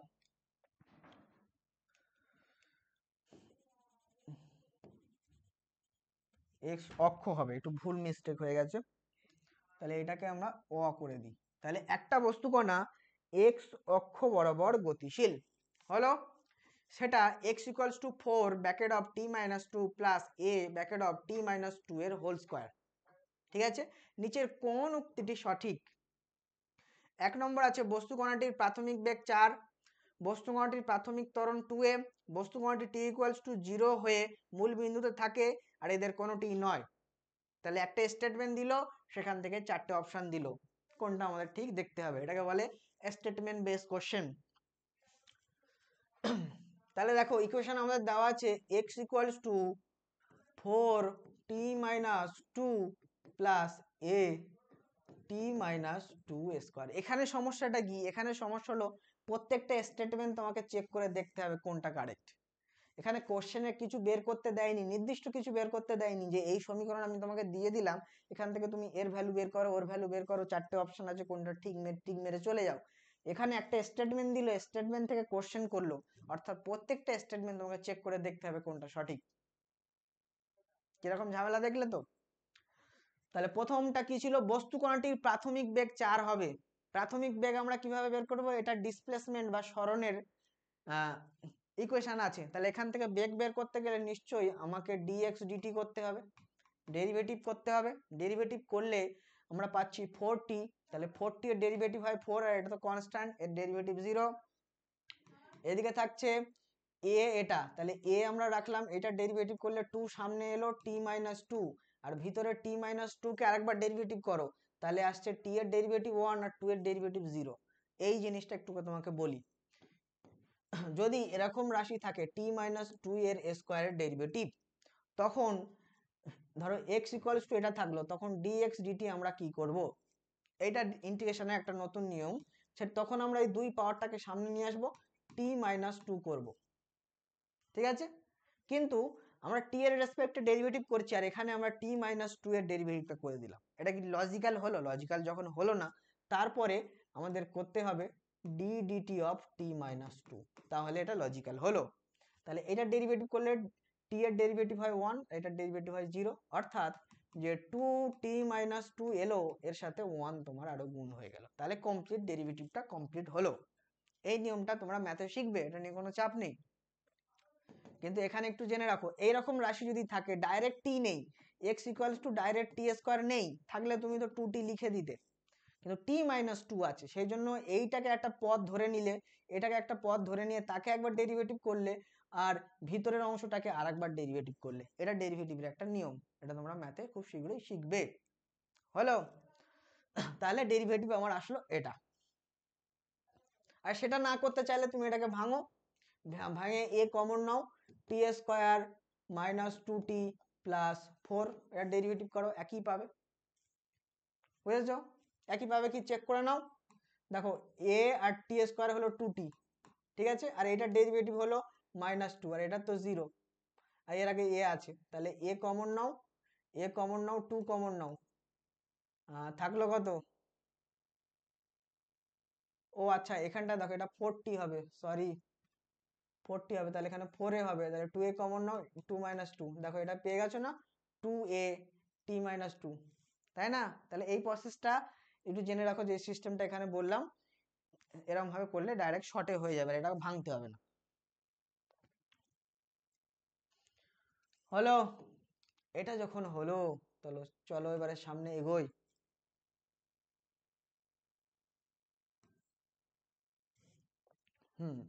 তাহলে দেখো আমার চেয়েছে কি, বস্তু কণাটির প্রাথমিক বেগ হবে 4। প্রাথমিক বেগ আমরা তখনই পাই যখন t ইকুয়ালস টু 0 হয়, মানে স্থির অবস্থাতেই তো প্রাথমিক বেগ পাই, আর স্থির অবস্থা মানে t ইকুয়ালস টু 0, যখন যাত্রা শুরু করেনি।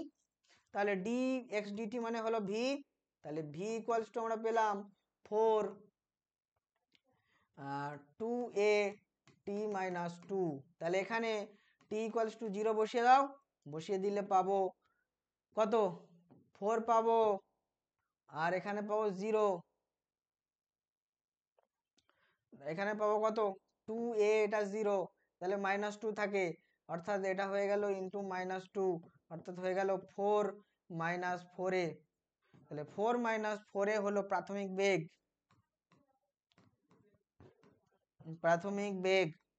কিন্তু আমাদের বলেছে প্রাথমিক বেগ 4, তাহলে এই অপশনটা হলো ভুল, অপশন এ ভুল। অপশন বি দেখি, বস্তু কণাটির প্রাথমিক ত্বরণ হবে 2a, তাহলে এটা আমরা বেগ পেলাম, বেগকে আরেকবার ডেরিভেটিভ করলে ত্বরণ পাবো, আবার t0 বসালে প্রাথমিক ত্বরণ পাবো, তাহলে এটাকে একবার ডেরিভেটিভ করো, dv dt করো, করলে পাচ্ছি আমরা কত? 4 এর derivative 0 plus 2a, 2a, t এর ডেরিভেটিভ কি হবে?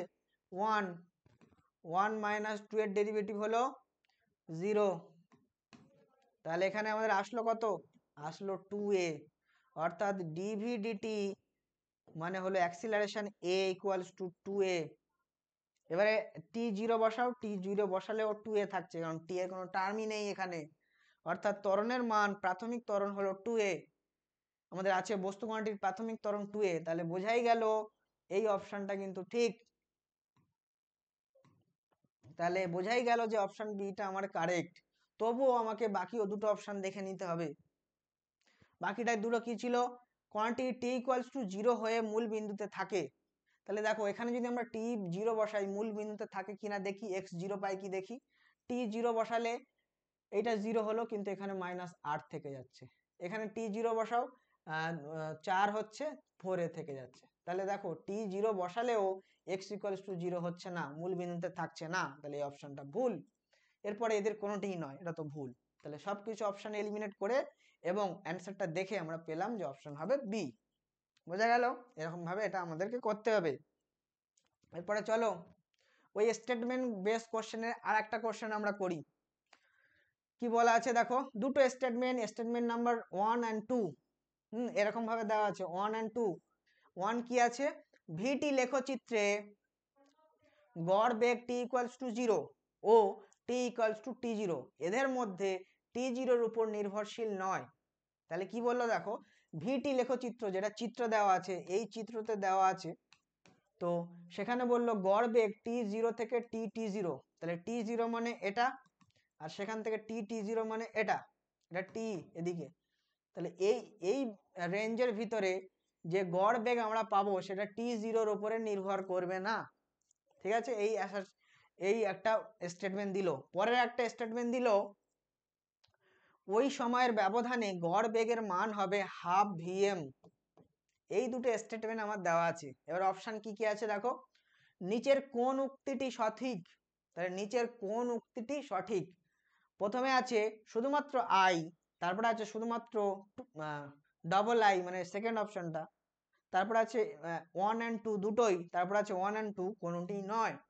তাহলে শুধুমাত্র এক হবে, শুধুমাত্র দুই হবে, না দুটোই হবে, না দুটো কোনোটিই হবে না, সেটা আমাদের দেখতে হবে।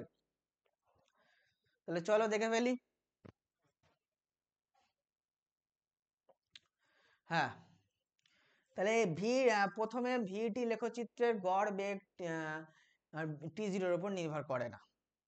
ঠিক আছে, আবার পরেরটা দিল যে এই ব্যবধানের গড় বেগ হলো এত, অর্থাৎ গড় বেগ বের করলে দুটো অপশন আমার একবারে হয়ে যাবে, তাই না? এখানেও গড় বেগ বের করতে বলেছে, আর এখানে দেখাতে বলেছে গড় বেগ t0 এর উপর নির্ভরশীল নয়, তাহলে এটা করলেই ওটা হয়ে যাবে, তাই না? চলো তাহলে গড় বেগ বের করি। আচ্ছা, গড় বেগ কিভাবে বের করবে বলো, তোমরাই বলো গড় বেগ কিভাবে বের করবে। দেখো এখানে আমাদের লেখচিত্রটা ভি আর টি, এই লেখচিত্রের যদি আমরা এরিয়া বের করি তাহলে সেটা কি হবে, নিশ্চয়ই সেটা সরণ হবে, তাই না? তাহলে দেখো এই লেখচিত্রে যদি আমরা এরিয়া বের করি, কতক্ষণ হয়ে গেল ক্লাসটা গো, অনেক দেরি, অনেক লেট হয়ে গেল নাকি? যদি লেটও হয়ে যায় একটুখানি রেগে যেও না তোমরা, কারণ দেখছো তো কোশ্চেন গুলোকে কত কিরকম ভাবে গেজিয়ে পেঁচিয়ে দেওয়া হচ্ছে, ফলে তোমাকে একটুখানি তো সময় লাগবে। তাহলে কি বললো আমাদের, ভিটি লেখচিত্রের গড় বেগ t0 থেকে t0 এর মধ্যে, আর t0 এর উপর নির্ভরশীল নয় দেখাও, এবং দেখাও যে সেটার ভ্যালু হলো হাফ m। ঠিক আছে, এই দুটো আমার কাজ দেওয়া আছে। চলো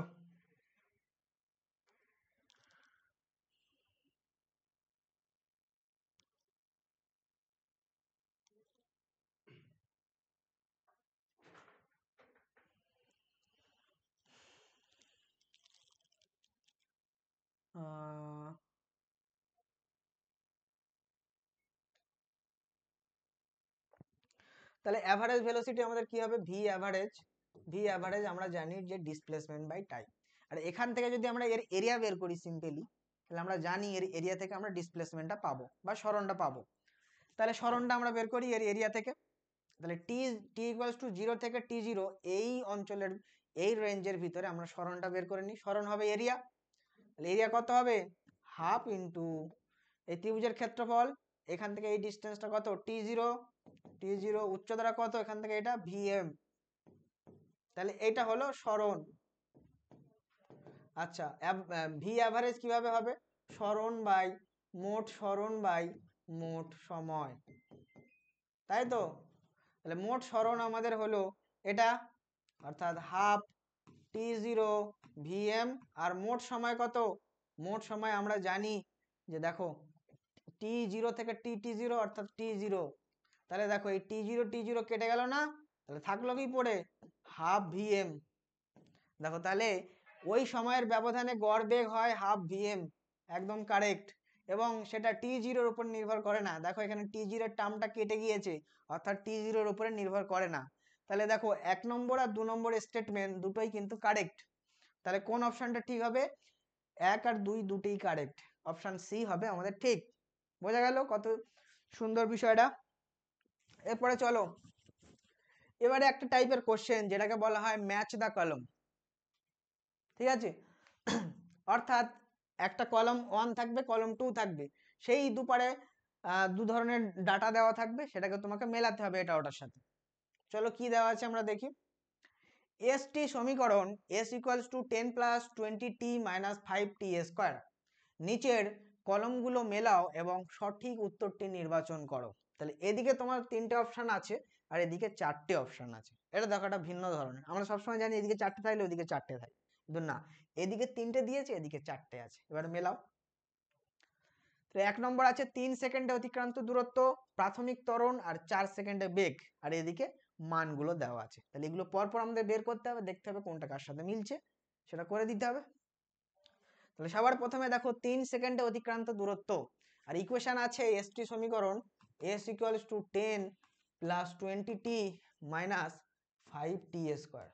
আচ্ছা, এখান থেকে 3 সেকেন্ডে অতিক্রান্ত দূরত্ব, তাহলে এটা অতিক্রান্ত দূরত্ব আর সময়টা 3 বসিয়ে দাও, কত বেরোচ্ছে দেখি। 3 বসিয়ে দিলে 10 প্লাস 20 প্লাস 3 5 ইন্টু 3 এর স্কোয়ার মানে 9, তাহলে দাঁড়ালো কত 60 মাইনাস 45 প্লাস 10, তাহলে 60 থেকে 45 গেল মানে 15 আর 10 25, তাহলে এলো 25 ইউনিট ও 25 একক। ঠিক আছে,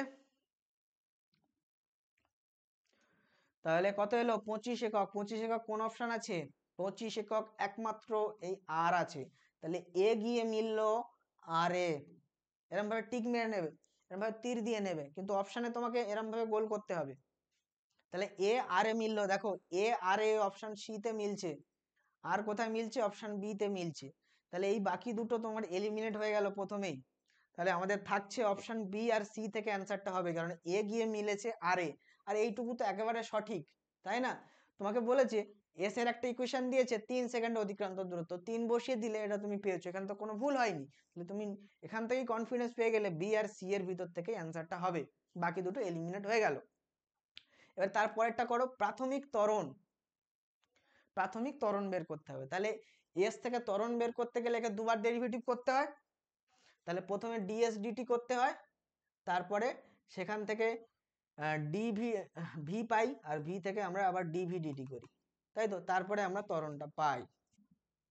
বা আমরা এই এস কে দুবার ডেরিভেটিভ করতে পারি, যেটাকে বলে second order derivative. Second order derivative, তো সেকেন্ড অর্ডার ডেরিভেটিভ করলে তোমার কি লিখতে হবে? D square S DT square, মানে দুবার একসাথে ডেরিভেটিভ করে দিতে হবে। তাহলে দুবার একসাথে আমরা ডেরিভেটিভ করে দিই। এইটার ডেরিভেটিভ হলে 0, এইটার ডেরিভেটিভ হলে আমাদের দাঁড়াচ্ছে 20, আর এটার ডেরিভেটিভ হলে দাঁড়াচ্ছে মাইনাস 10t। এবার এটাকে আরেকবার ডেরিভেটিভ করো, ডেরিভেটিভ করলে এই পার্টটা 0 আর এখানে থাকছে শুধু মাইনাস 10। তাহলে D square S DT square বা সেকেন্ড অর্ডার ডেরিভেটিভের ভ্যালু আসলো মাইনাস 10, এটার মানে হলো তার ত্বরণ, তাই তো। তাহলে ত্বরণ আসলো মাইনাস 10 একক। আচ্ছা দেখো ত্বরণ কোথায় মাইনাস 10 একক আছে? প্রাথমিক ত্বরণ, তাহলে প্রাথমিক ত্বরণ মানে টি ইকুয়ালস টু 0 বসাতে হবে, আর এখানে টি এর কোনো টার্মই নেই, তাহলে 0 বসানোর কোনো জায়গাই নেই, অর্থাৎ টি ইকুয়ালস ত্বরণ ইকুয়ালস টু প্রাথমিক ত্বরণ ইকুয়ালস টু মাইনাস 10 একক, রাইট। তাহলে মাইনাস 10 একক আছে কোনটা? হ্যাঁ, তাহলে বি গিয়ে মিলছে একেবারে এস এর সাথে। তাহলে দেখো বি এস এটা আমাদের আছে, আর এখানে আছে বি কিউ, তাহলে এখানে এটা এলিমিনেট হয়ে গেল, আর তোমাকে করতেই হচ্ছে না, এটা তোমার রাইট হয়ে যাচ্ছে। তবু আমরা পরেরটা করি। 4 সেকেন্ডে বেগ কত? 4 সেকেন্ডে বেগ মানে আমাদের এখানে এটাকে ডেরিভেটিভ করতে হবে, করে টি এর মান ভ্যালু 4 বসাতে হবে। তাহলে আমাকে প্রথমে ডিএস ডিটি করতে হবে, ডিএস ডিটি করে দিলাম, করে দিলে আমাদের ভ্যালু আসছে 10টা তো 0 হয়ে গেল, আর 20t টা আসছে 20, আর 5t স্কোয়ারটা আসছে 5 ইন্টু 2 10t। এখানে টি এর ভ্যালু কত বসাবে? টি এর ভ্যালু 4 বসাও, 4 বসালে কত হলো? 4 10 40, তাহলে 20 থেকে 40 বিয়োগ গেলে থাকে মাইনাস 20 একক। তাহলে মাইনাস 20 একক কোনটা আছে? হ্যাঁ পি আছে, তাহলে সি গিয়ে মিলছে পি তে, এইটা শুধু বাদ থাকছে। তাহলে সি পি তে মিলছে, ঠিকই আছে, এটা সি এসে মানে এটা ভুল, তাহলে এই সি অপশনটা কিন্তু আমাদের রাইট হলো, অর্থাৎ সি অপশনে তোমাকে গোল করতে হবে। গোল কিন্তু সবসময় সম্পূর্ণ গোল করবে, অর্ধেক গোল বা গোল বেশি বাইরে গেলে কিন্তু সেই নাম্বারটা কাটা যাবে, সম্পূর্ণ গোল তোমায় করতে হবে ওএমআর শিটে। এরপরে চলো ম্যাচ দা কলম, তাহলে একটা আমরা করলাম। তারপরে চলো এবারে আমরা একটা নতুন কোশ্চেন প্যাটার্নের সাথে তোমাদেরকে ইন্ট্রোডিউস করাবো। এটাও তোমাদের সিলেবাসে এবারে একেবারে নতুন এবং এটার সাথে তোমরা একেবারেই পরিচিত নয়। সেটা কি? Now we are introducing you the new question format that is case base study বা কেস বেস কোশ্চেন। এখানে কি থাকবে? একটা কেস দেওয়া থাকবে বা একটা কি বলে এটাকে একটা লেখা দেওয়া থাকবে। বই থেকে কোনো একটা প্যারাগ্রাফ যেমন তুলে দিত না, তোমরা ছোট দিকে ইংলিশে পড়তে না, ইংলিশে একটা প্যারাগ্রাফ তুলে দিল, সেখান থেকে কিছু কোশ্চেন দিল, এরকম বিষয়টা। তাহলে একটা প্যারাগ্রাফ তোমাকে তুলে দেবে, সেখান থেকে তোমাকে কিছু কোশ্চেন অ্যাটেন্ড করতে হবে। অবভিয়াসলি ও কোশ্চেনটা এমসিকিউ ফরম্যাটে হবে। এটাকে বলা হয় কেস বেস স্টাডি। এই ফরম্যাট সিবিএসসি বোর্ডের ছেলে মেয়েদের থাকতো। সিবিএসসি বোর্ডের 11-12 যারা এক্সাম দিত তাদেরকে কিন্তু এই কেস বেস স্টাডি থেকে কোশ্চেন দেওয়া হতো। মানে বইয়ের কোনো জায়গা থেকে প্যারা তুলে দিল, সেখান থেকে তার কোশ্চেন দিল এমসিকিউ, সেটা অ্যাটেন্ড করতে হতো। তো সেই ফরম্যাট কিন্তু এখন তোমাদেরকেও ঢোকানো হয়েছে। আর ওই অ্যাসারশন রিজন টাইপ কোশ্চেন ওটাও সিবিএসসি বোর্ডের ছিল, ওটাও তোমাদেরকে এখন ঢোকানো হয়েছে। চলো তাহলে দেখে নিই কেস বেস স্টাডি কাকে বলে। তাহলে একটা বই থেকে একটা স্টেটমেন্ট, একটা অনুচ্ছেদ তোমাকে তুলে দিল, একটা প্যারা তুলে দিল, সেটা কি বলা আছে দেখো। যখন একটা বস্তু অভিন্ন ত্বরণ সহ, অভিন্ন ত্বরণ মানে কি? সমত্বরণ, সমত্বরণ সহ একটি সরলরেখা বরাবর চলে, তখন গতির সমীকরণ নামে পরিচিত সমীকরণের একটি সেট দ্বারা একটি নির্দিষ্ট সময়ের ব্যবধানে তার বেগ, গতির ত্বরণ এবং এটি দ্বারা অতিক্রান্ত দূরত্ব, আচ্ছাদিত লিখে ফেলেছে, সরি, এটা হবে অতিক্রান্ত দূরত্বের সাথে সম্পর্কযুক্ত করা সম্ভব।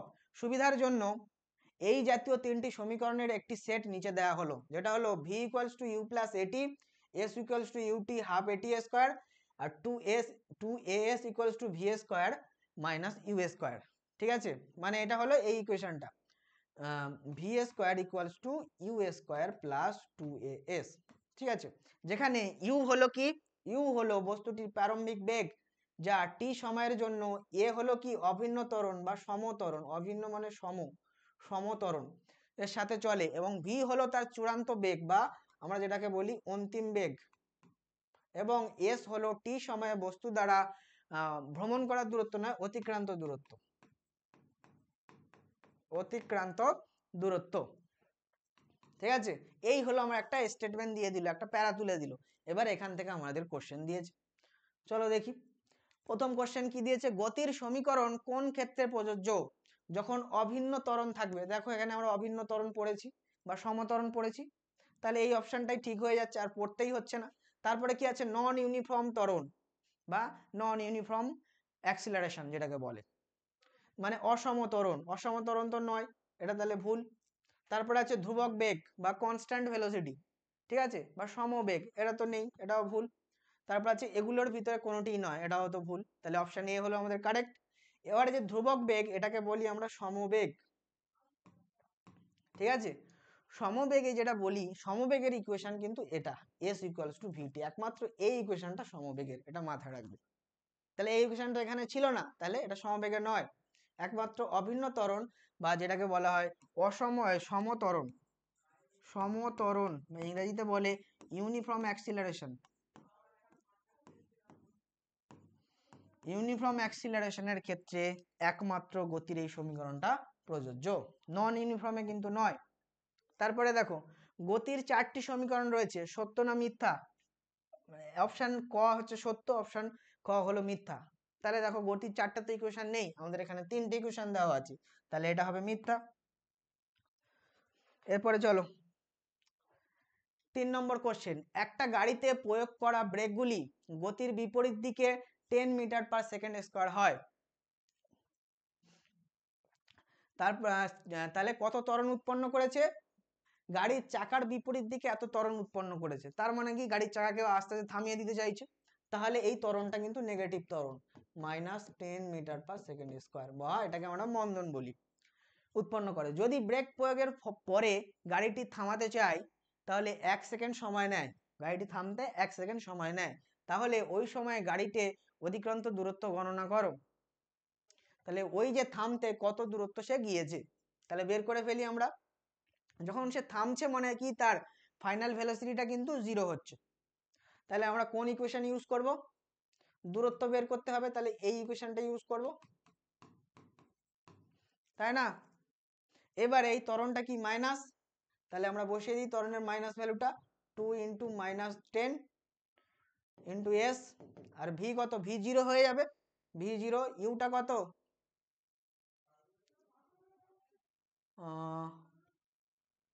ইউটা তো তোমাকে দেওয়া নেই,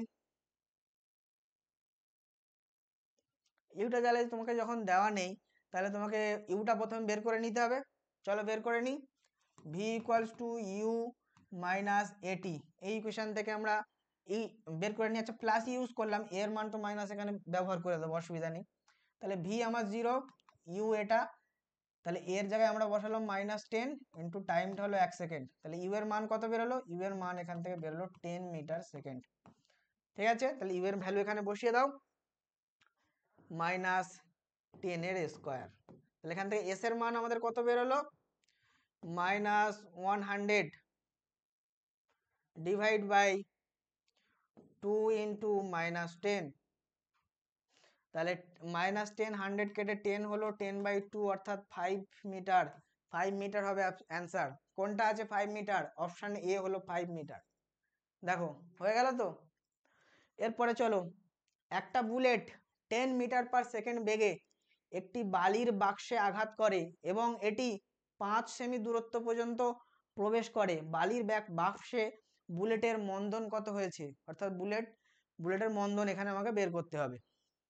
তাহলে দেখো, তার প্রাথমিক বেগ আমাদের বলে দেওয়া আছে 10 মিটার পার সেকেন্ড, বালির বাক্সে আঘাত করেছে 5 সেমি দূরত্ব গিয়ে, সে দূরত্ব গিয়ে থেমে গিয়েছে। তাহলে আমরা কি কোন ইকুয়েশন? এইটা ডাইরেক্ট ইউজ করে দেবো, V square equals to U square minus 2as, একদম মন্দনকে ডাইরেক্ট ইউজ করে দিলাম মাইনাস দিয়ে। ঠিক আছে, তাহলে ভি স্কোয়ারের জায়গায় আমরা কি লিখবো? 0 হয়ে গেল, ইউ স্কোয়ার আমাদের কত? 10, 10 এর স্কোয়ার -2a। ঠিক আছে, আচ্ছা এটা তো আমাদের অপশনগুলোতে মাইনাস আছে, তার মানে এটাকে আমাদের প্লাস ধরতে হবে, আর এখানে ক্যালকুলেশন করে মাইনাস পাবো, তার মানে মন্দন হবে। তাহলে প্লাস ইউজ করো। 2a, এস কত? এস দেওয়া আছে 5 সেমি। ঠিক আছে, তাহলে এস হলো তোমার 5, ইউজ করো। তাহলে আমাদের থাকছে কত? থাকছে এদিকে আসলে হলো -100/10, এটা হলো এর ভ্যালু। তাহলে এর ভ্যালু কত আসছে? -10 মিটার পার সেকেন্ড স্কোয়ার। ঠিক আছে, তাহলে কোন অপশনটা? Option B correct. এখানটা এটা সেমি হবে না, এটা মিটার হবে, এটা মিটার, ভুল ঢুকে ফেলেছে। ওকে, তাহলে এখান থেকে বেরিয়ে গেল এর ভ্যালু হলো -10 metre per second square. Option B হলো কারেক্ট। হয়ে গেল। এই গেল আমাদের টোটাল আজকের আলোচনা, আজকের টোটাল কোশ্চেন অ্যান্সার প্র্যাকটিস। এখানে আমরা এবারে তোমাদের সিলেবাসের নতুন চেঞ্জ অনুযায়ী যে জিনিসগুলো চেঞ্জ হয়েছে এবং যে নতুন কোশ্চেন প্যাটার্ন ঢুকেছে ফিজিক্সে, সেগুলো থেকে আমাদের মোশন ইন 1D বা একমাত্রিক গতির যে কোশ্চেন থাকছে সেগুলো সব আমরা প্র্যাকটিস করলাম। এরপরে এই ভিডিওর নিচে আমরা কিছু ডেইলি প্র্যাকটিস এমসিকিউ তোমাকে প্রোভাইড করব, সেগুলো তোমাকে বাড়িতে প্র্যাকটিস করতে হবে এবং তার অ্যান্সার তোমাকে জানাতে হবে। ঠিক আছে, তাহলে আপাতত এই ভিডিওটা আজকে এই পর্যন্ত থাকলো। এর পরের ভিডিওর জন্য ওয়েট করো। আমাদের সেই শেষ বাক্যটা যেটা আমরা বারবার বলি, সেটা হলো বাংলা পড়বে, বাংলা শিখবে, বাংলা জিতবে।